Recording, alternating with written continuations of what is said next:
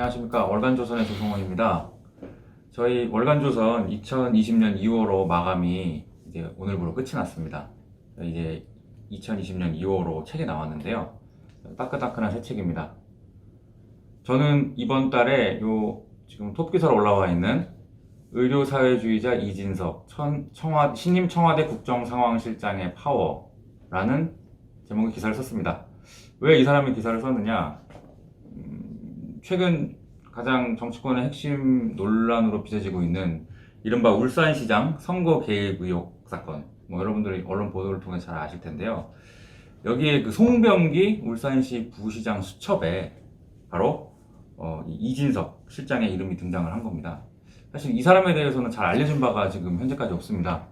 거기에 나온 사람들 중에 거명이 된 사람들이 있는 반면에 또 이진석 실장처럼 거명되지 않고 좀 은둔해 있는, 표현이 어떨지 모르겠지만 아직 잠복해 있는 그런 사람이 있는데, 그럼 도대체 이 사람은 어떤 사람이냐, 그리고 이 사람이 해온 일은 무엇이냐, 어떤 사람이길래 문재인 대통령의 복심으로 불렸던 윤건영 실장, 그분은 지금 총선 출마를 위해 사퇴를 했는데 그 복심으로 불렸던 윤건영 실장의 후임으로 잘 알려지지 않았던 이런 사람이, 그것도 송병기 수첩, 울산시장 그 선거 개입 의혹 사건의 핵심 증거라고 할 수 있는 송병기 수첩에 등장했던 사람이 어떻게 청와대 내 가장 요직으로 불리는 국정상황실장으로 갔느냐. 저는 이제 이 부분에 의문을 품고 한번 이 사람이 어떤 사람인지에 대해서 차분하게 한번 알아봤습니다. 먼저 이 사람을 이해하기 위해서는 이제 몇 가지 키워드를 여러분들이 조금 아셔야 될 것 같습니다. 이진석 실장을 표현하는 키워드는 세 가지가 있습니다. 첫 번째는 이 사람이 울산 출신입니다. 울산에 있는 학성고등학교를 나온 울산 출신이고, 또 여러분들 기억을 하실 겁니다. 문재인 대통령이 대선 출마했을 당시에 문재인 당시 후보를 가장 최근접에서 보좌했던 보좌기구, 서울 마포구에 있는 그 광흥창 팀이라고 여러분 들어보셨을 겁니다. 광흥창역 부근에 있다고 해가지고 광흥창 팀이라는 이름이 붙여졌는데, 이 이진석 실장이 알고 보니까 이 해당 광흥창 팀의 멤버였습니다. 그리고 문재인 정부 초대 보건복지부 장관 하마평에 올랐던 김용익, 지금 건강보험관리공단 이사장의 제자라고 하는데, 자, 그러면은 제자라고 한다면은 김용익 씨는 여러분들 아시는 분들은 아시겠지만 이분이 의사 출신입니다. 그럼 김용익 이사장의 제자라고 한다면 도대체 이진석 실장은 뭐길래 그 사람의 제자냐? 이 사람도 고려대 의대를 졸업한 의사 출신입니다. 현실 정치에는 한 번도 몸을 담은 적이 없습니다. 자, 그러면 어떻게 의사 출신이 이렇게 막강한 자리, 국정상황실장이라는 막강한 자리에 가는지 조금 의구심이 들지 않으세요? 그래서 저도 이제 조금씩 이제 이 사람에 대해서 이제 파헤쳐 보기를 한 겁니다.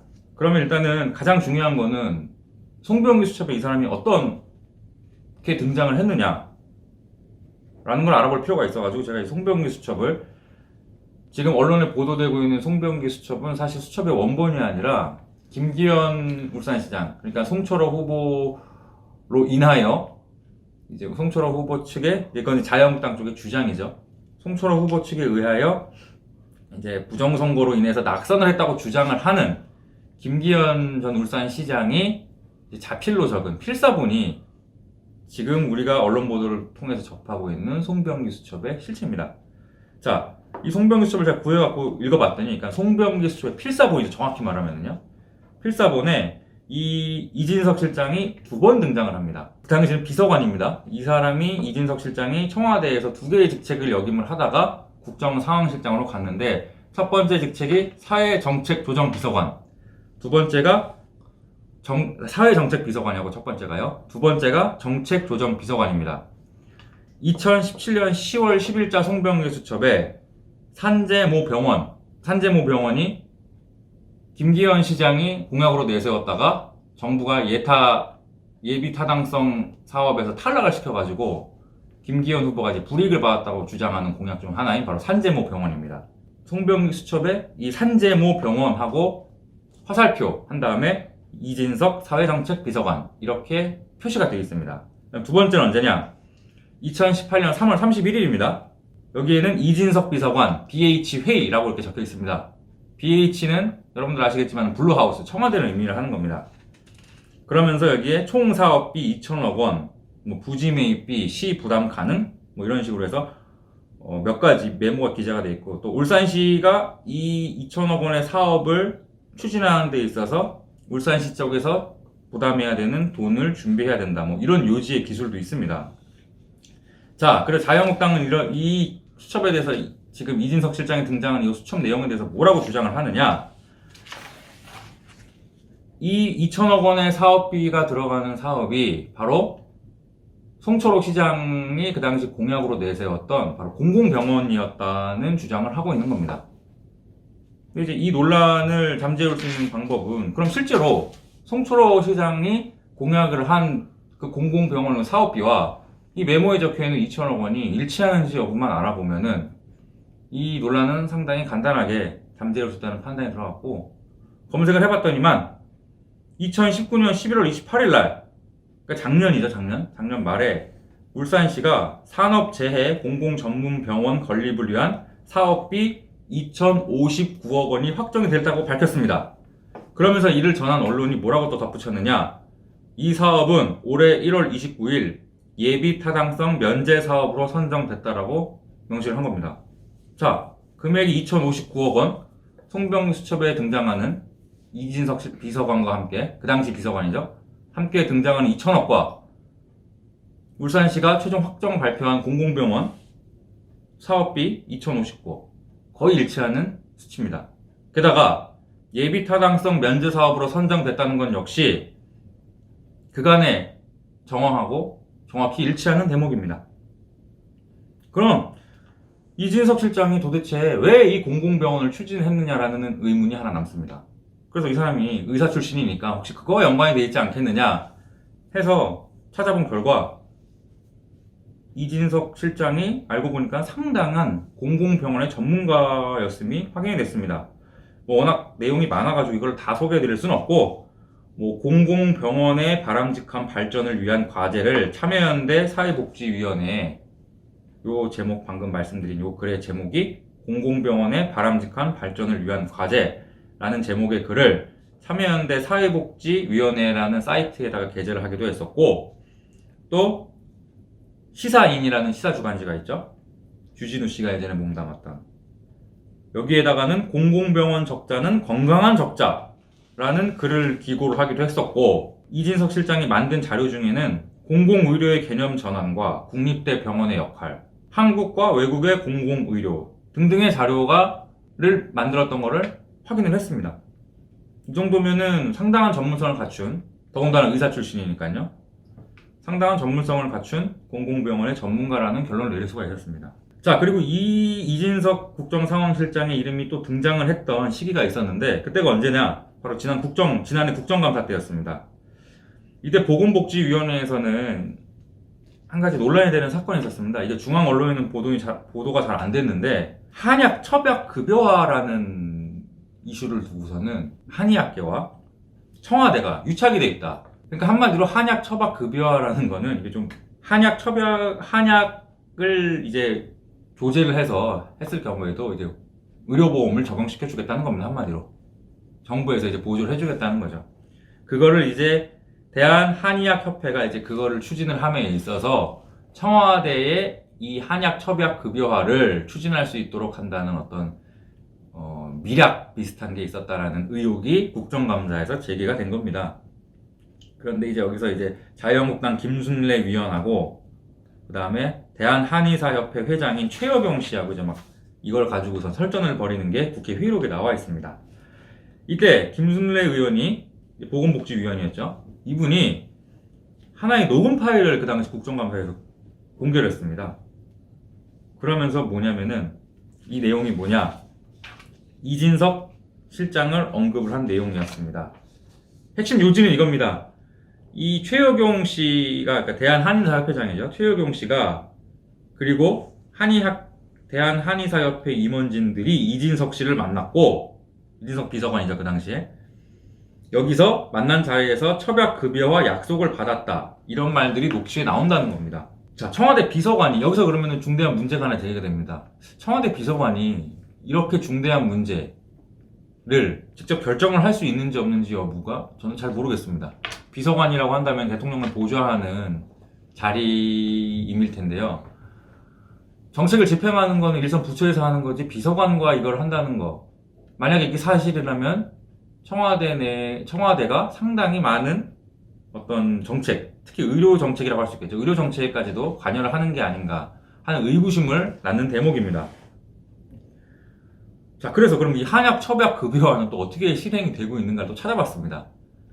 찾아봤더니 이 역시 올해 안에 실시될 전망이라고 의료계 소식을 전하는 한 인터넷 매체가 보도를 했습니다.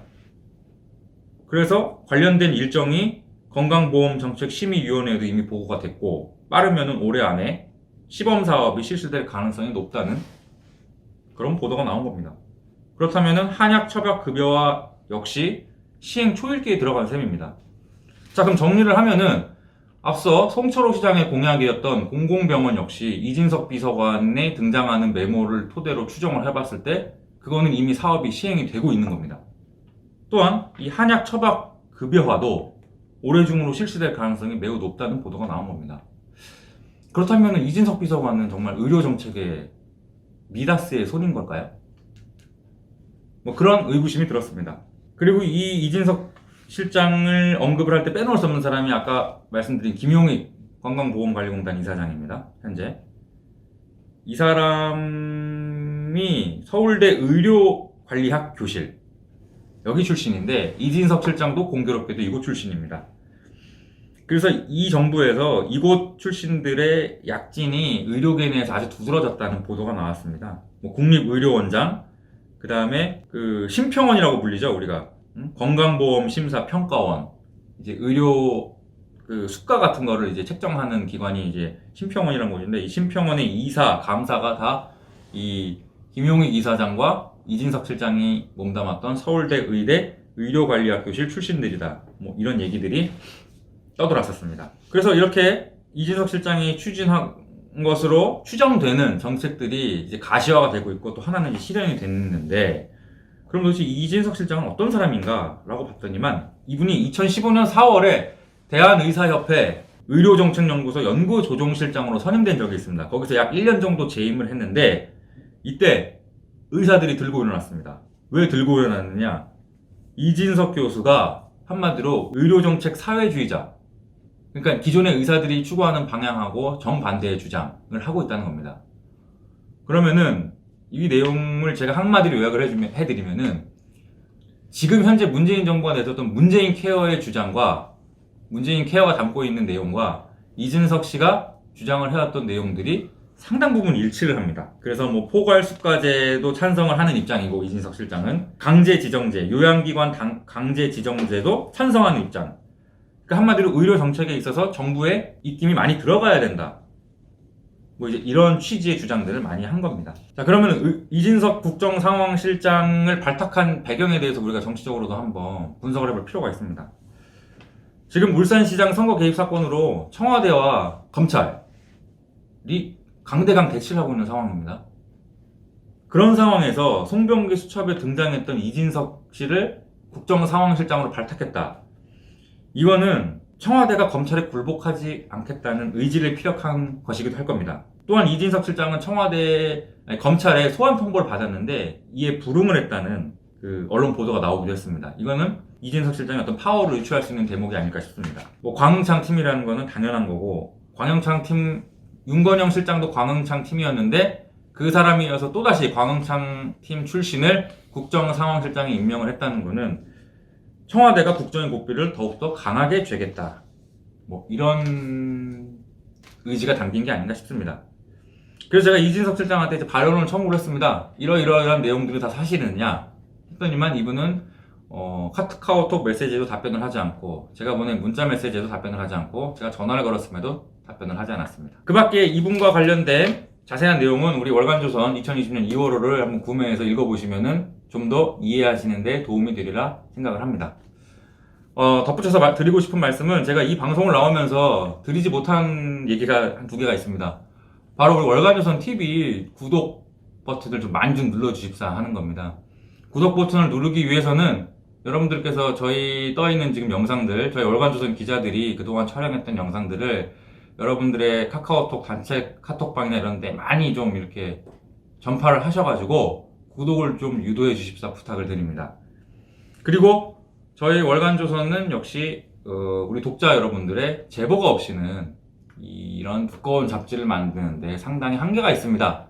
여러분들이 알고 계시는 유용한 정보들, 이거는 꼭 폭로가 돼야 된다, 이거는 널리 세상에 알려야겠다라는 정보들은 우리 월간조선 기자들, 저를 포함한 월간조선 기자들의 이메일을 통해서 다 우리 월간조선 홈페이지에 가면 이메일이 다 떠 있습니다. 그 이메일을 통해서 많은 제보를 해주셔야 우리 월간조선이 좋은 잡지, 정말 진실에 추적하는 그런 잡지로 발돋움할 수 있습니다. 여러분들의 많은 관심과 성원을 부탁드리겠습니다. 이상입니다.